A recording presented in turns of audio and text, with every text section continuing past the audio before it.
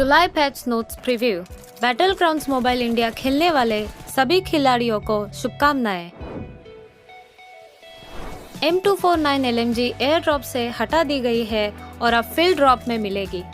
काराकिन map के अलावा M249 बाकी हर बचे हुए क्लासिक मैप्स में मिलेगी। अब हम देखेंगे एक नया वेपन जो है MG3। सप्लाई क्रेट में यह जगह लेता है M249 की, और ध्यान रखिएगा ये सिर्फ सप्लाई क्रेट में ही मिलेगा। MG3 भी एक लाइट मशीन गन है। इसकी एक खूबी है कि इसकी फायर पावर निरंतर है। ये 7.62 एमएम का इस्तेमाल करती है और 75 बुलेट्स इसके मैगजीन में रह सकती है। उसकी फायर पावर तेज और निरंतर है, हालांकि रीलोड करने में थोड़ा अधिक समय लगता है। MG3 6 स्कोप तक ले सकता है। ये भी ध्यान रखिए कि किसी अन्य अटैचमेंट्स का उपयोग नहीं किया जा सकता है और इस वेपन के लिए कोई सिंगल शॉट मोड नहीं होगा। आप MG3 मोड के लिए 660 या 990 RPM मोड के बीच में चूज कर सकते हैं। इसमें एक बाइपोड भी होता है जो आपके लेटने पर अपने आप डिप्लॉय हो जाएगा। स्थिरता में सुधार करने के लिए एक अच्छा टिप, आप लेट सकते हैं। आप हीलिंग कंज्यूमेबल्स को फेंक सकते हैं। हीलिंग कंज्यूमेबल्स को ट्रैजेक्टरी स्लॉट में जोड़ा गया है। उन्हें फेंकने के लिए आप एक हीलिंग कंज्यूमेबल्स को चुन सकते हैं और थ्रो बटन पर टैप करें। प्लेयर्स को ध्यान रखना चाहिए कि जब गलत तरीके से फेंका जाए तो उछल सकता है, तो कृपया इस फीचर का उपयोग करते समय ध्यान दें। टीम के सदस्य से दूर से पूछना संभव है कि वो आपको हीलिंग कंज्यूमेबल्स फेंके। रैंकिंग सीजन अपडेट हो गया है और इस सीजन में अलग होगा। इसमें एक टियर ऐड किया गया है जो एस और कॉन्करर के बीच में होगा, और अब टियर के आइकॉन्स लेवल अप के इफेक्ट्स भी अपडेट हो जाएंगे। रैंकिंग सीजन में एक चैलेंज पॉइंट सिस्टम भी ऐड हो जाएगा। आप चैलेंज पॉइंट कमा सकते हैं। इसको कमाने के लिए आप अपने साथियों के साथ एक फुल गेम कंप्लीट करें। गेम को बीच में ना छोड़े और अपने साथियों को अटैक ना करें, चाहे आप बैटल से जल्दी क्यों ना एलिमिनेट हो जाए। अगर आप चैलेंज पॉइंट एक लेवल तक पार कर जाते हैं तो आप डिडक्टेड रैंकिंग पॉइंट्स को कम कर सकते हैं। सीजन सीरीज वाले रिवॉर्ड्स उनको दिए जाएंगे जिन्होंने उसी सीजन में एक ऊपर वाला टियर हासिल किया है। पिछले सीजन से तुलना करेंगे तो उससे बेहतर चीजें उपलब्ध है। कुछ समय के लिए mission ignition mode Erangel map में मिलेगा। इस थीम मोड में एरेंगल के 6 हाईटेक स्थान होंगे: ट्रांजिट सेंटर, जॉर्जोपोल टेक सेंटर, सोस्नो का सिक्योरिटी सेंटर, लॉजिस्टिक एजेंसी और एनर्जी सेंटर। काफी सारे दिलचस्प अपडेट्स होंगी इस मोड में। अगर आप उत्सुक हैं तो आए इन अपडेट्स को जानते हैं।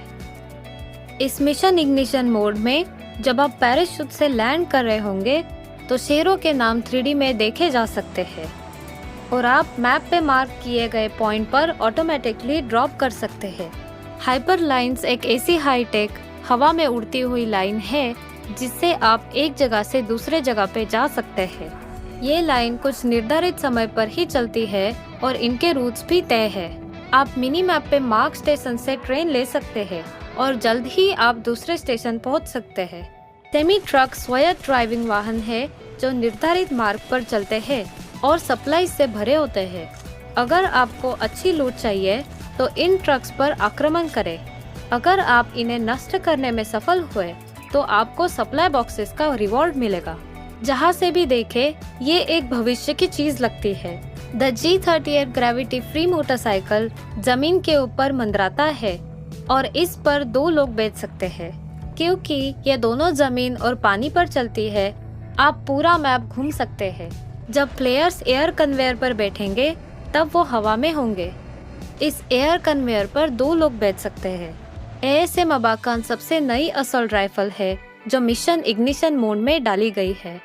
ये 5.56 एमओ यूज करती है और 30 गोलियां एक रीलोड में फायर करती है। इसमें फायरिंग के 3 मोड्स है: फुली ऑटोमेटिक, बर्स्ट मोड और सेमी ऑटोमेटिक मोड। और इसमें स्कोप, कैंटेड साइट्स, मैगजीन्स ये सब अटैच हो सकती है। ASM अबाकान को यूज करिए और हमें कमेंट्स में बताइए कि कैसी लगी। मिनी मैप में आप पपी आइकॉन को फॉलो करेंगे तो आपको एक स्पेशल पेट्रोल डॉग मिलेगा। इस पेट्रोल डॉग के साथ आप दुर्लभ और उच्च आइटम्स को लोकेट कर सकते हैं। टैक्टिकल मार्किंग डिवाइस के साथ आप खुद भी चेक कर सकते हैं कि आपका साथी किस दिशा में फायर कर रहा है। दुश्मन की जगह कहाँ है और सड़क की जानकारी भी मिनी मैप पे मिल जाएगी और ये आपको आसपास के ग्रेनेड की सूचना दिलवाएगी। इस हाईटेक शहर में आप रायट शील्ड से अपने आप को बुलेट से सुरक्षित कर सकते हैं। इसकी बनावट काफी बड़ी और मजबूत है। आपातकालीन में इसे इस्तेमाल करना ना भूलें। एक बार आप इसे सेट कर देंगे फिर इसे हिला नहीं सकते। तो जरूरी है कि आप एक बढ़िया जगह देख के अपनी शील्ड का इस्तेमाल करें और बटन दबा के उसे सेट कर दें। आपके गेम को और पर्सनलाइज करने के लिए हमने और सेटिंग्स लगा दी है। हर एक बंदूक की सेंसिटिविटी आप अलग से सेट कर सकते हैं और अपने गन की सेटिंग्स को कॉपी करके ऑनलाइन ही स्टोर कर सकते हैं। कुछ लो स्पेसिफिकेशन वाले डिवाइसेस पर स्मूथ से भी नीचे एक ग्राफिक का ऑप्शन डाल दिया गया है। हमने 90 FPS कुछ नई डिवाइसेस के लिए भी डाल दिए हैं। आप अब गायरोस्कोप की सेंसिटिविटी का परिवर्तन कर सकते हैं। जब गायरोस्कोप एक्टिवेट होगा और आप फायरिंग कर रहे होंगे तब टिल्ट कैमरा की सेंसिटिविटी भी बदली जा सकती है। हमने एक और सेटिंग डाली है जिससे गायरोस्कोप का ऊपर और नीचे वाला इफेक्ट उल्टा हो जाएगा। कुछ चीजों को आप डिस्कार्ड करने के बाद भी पिकअप हो रही है। फिक्र ना करिए, इस अपडेट में यह मुद्दा भी स्पष्ट हो गया है। सेटिंग्स में जाकर do not pickup dropped scopes पर क्लिक करिए। बेफिक्र हो जाइए, अब आपके डिस्कार्ड किए चीजें अपने आप पिक नहीं होगी। और हाँ, एक और चीज, एडवांस पिकअप ऑप्शन, इसे आप अपने हथियार का फेवरेट अटैचमेंट सेट कर सकते हैं। ये सेट करने के बाद आपकी फेवरेट अटैचमेंट बाकी सब को रिप्लेस कर देगी। आप सेटिंग को इस समय एडजस्ट भी कर सकते हैं। थर्ड पर्सन कैमरा में देखने का ऑप्शन डिफॉल्ट रूप से 80 पर सेट होता है और इसे 90 तक बढ़ाया जा सकता है। ये रिलेटिवली वाइड कैमरा वाले डिवाइसेस पर दिखाई नहीं देता। विभिन्न EPS पर तेजी से लॉन्च का संतुलन में सुधार किया गया है ताकि बस स्पीड में कोई अंतर ना हो। हम बैठने के लिए तरक की गिनती करते हैं और साथ ही बैठने की प्रतिक्रिया समय में सुधार करते हैं।